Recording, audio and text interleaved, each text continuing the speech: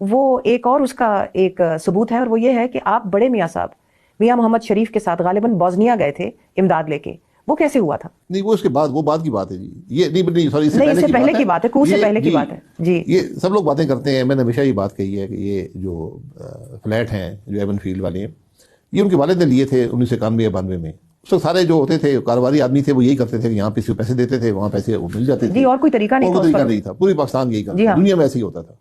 تو ان کے پاس ایک بڑا کاروبار تھا، ان کے لیے رقم بڑی نہیں تھی، اس زمانے میں مجھے یاد ہے کہ یہ کوئی 2 ملین پاؤنڈ سے کم کے یہ 1.8 1.9 ملین کے جی ایون فیلڈ فلیٹس۔ 94 میں مجھے جب بوسنیا کی جنگ بالکل جاری تھی تو سرتاج جی صاحب نے رابطہ کیا کہ بڑے میاں صاحب نے، میاں شریف صاحب نے پیسے اکٹھے کیے اور میں سفر نہیں، ان کی خواہش ہے کہ وہاں جا کر پریزیڈنٹ عزت بیگوویچ کو دیے جائیں، ان کے ہاتھ پکڑائے جائیں، ان کے ہاتھ میں جی، تاکہ ان کو یہ احساس ہو کہ کوئی۔ تو سرتاج صاحب نے کہا جی سردیاں ہیں، میری عمر نہیں، میں ٹریول کر، آپ جائیں۔ اور آپ، تو میں جس دن جا رہا تھا تو مجھے انہوں نے کہا کہ آپ فرینکفرٹ جائیں گے تو وہاں میاں نواز شریف صاحب بھی آئیں گے، وہ لندن سے آئیں گے، تو پھر آپ اکٹھے ان کے ساتھ جائیں۔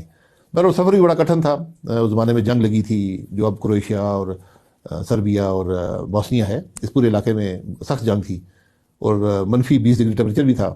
بہرحال ہم 4 لوگ تھے، میاں صاحب کے اسٹاف کے 2 لوگ تھے، میں تھا اور میاں صاحب، اور ہم نے سفر کیا اور وہاں مطلب فائرنگ شدید قسم کی فائرنگ جاری تھی۔ بہرحال وہاں پہنچے اور ان کے ہاتھ میں چیک دیا، اور کتنے کا تھا چیک؟ $8 ملین کا۔ $8 ملین، اور یہ میاں محمد شریف نے انہوں نے خود اور اپنے دوستوں کے ساتھ اور اپنے ایسوسیٹ سے اکٹھا کر کے اور یہ پیسے دیے۔ دبئی کی ایک بینک کا کیشیئرز چیک تھا اور میرے پاس تھا، میری جیب میں تھا، تو میں نے نکال کے میاں صاحب کو دیا، انہوں نے ان کے ہاتھ میں دیا۔